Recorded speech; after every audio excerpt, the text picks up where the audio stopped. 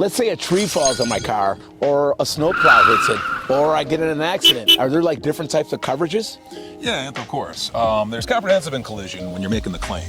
So if you get hit by a plow, first, you can possibly go after the city for it. If you got proof from like a doorbell ring camera that it actually was a plow that knocked your mirror off your car, you can go after the city. Will they pay? 50-50. If not, you make a claim against your insurance. That's a collision. It's a not at fault claim, but you got coverage to get it repaired. You gotta watch your deductibles because those mirrors aren't that expensive.